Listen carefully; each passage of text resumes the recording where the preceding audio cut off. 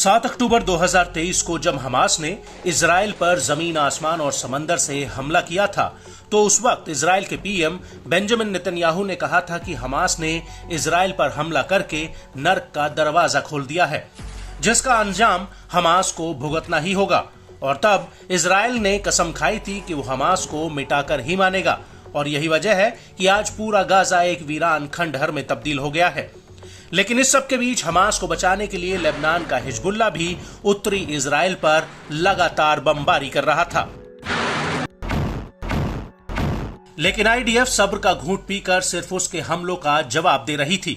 लेकिन अब इजराइल ने लेबनान की राजधानी बेरूत में भीषण हमले किए हैं, जिनमें सैकड़ों लोगों की जान चली गई है, जिसकी वजह से इजराइल और हिजबुल्लाह के बीच जंग का ऐलान हो चुका है और इजरायली सेना और हिजबुल्लाह एक दूसरे पर भीषण पलटवार कर रहे हैं।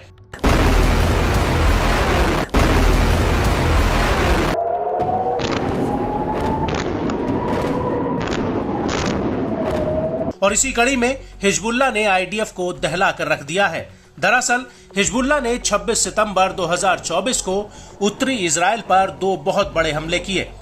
हिजबुल्लाह ने उत्तरी इजराइल पर 2 हमलों में एक ही बार में 130 रॉकेट फायर कर दिए।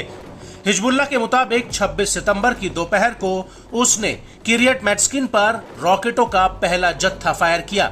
इसके बाद उत्तरी हाइफा में Rafael advance defence system military industry complex पर ताबड़तोड़ रॉकेट बरसाए।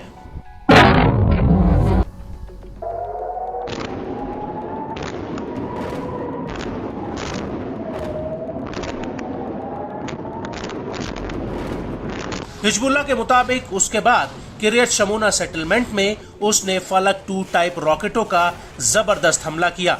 और जब हिजबुल्लाह के इन हमलों का जवाब देने के लिए इजरायली फाइटर जेट्स मैदान में उतरे, तो हिजबुल्लाह के लड़ाकों ने उन्हें भी खदेड़ दिया।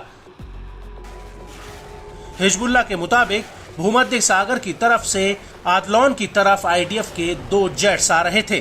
तभी हिजबुल्लाह ने उनके ऊपर भी मिसाइलें दागी, जिसकी वजह से उन्हें मैदान छोड़कर भागना पड़ा। और इस हमले के बाद आईडीएफ की नॉर्दर्न कमांड के डाडो बेस और अमियात बेस पर भी हिजबुल्लाह ने रॉकेटों का जत्था फायर किया।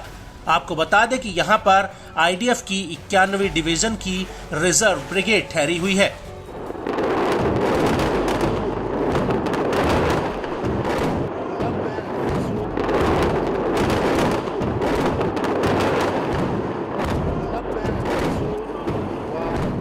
वहीं आयुध में हिजबुल्लाह ने करीब 50 रॉकेट और गोला बारूद फायर किया है। यहां तक कि शिमशन बेस पर भी हिजबुल्लाह ने कई घातक ड्रोन से हमला किया। हिजबुल्लाह के मुताबिक ये ड्रोन हमला आईडीएफ के अधिकारियों और जवानों की पोजीशन पर हुआ।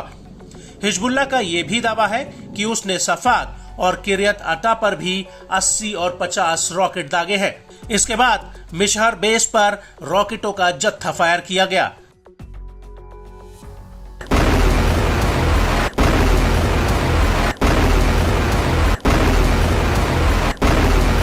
इस सब के बीच आपको ये भी बता दें कि इजरायली सेना ने हिजबुल्लाह को एक बार फिर एक बहुत बड़ा झटका दिया है। दरअसल लेबनान की राजधानी बेरूत के दक्षिण उपनगरीय इलाके में आईडीएफ ने एक बड़ी एयर स्ट्राइक की है, जिसमें हिजबुल्लाह की ड्रोन फोर्स के मुखिया मोहम्मद सरूर मारा गया है। आईडीएफ का कहना है कि सरूर हिजबुल्लाह की ड्रोन, क्रूज और एरियल डिफेंस का जिम्मा संभालता था और उसकी अगुवाई में इजराइल पर कई हवाई हमले हुए थे।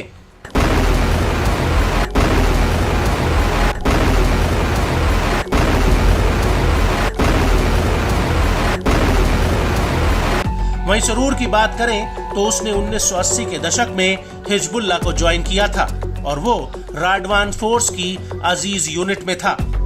यहां तक कि वो यमन के हूती के साथ मिलकर भी काम करता था।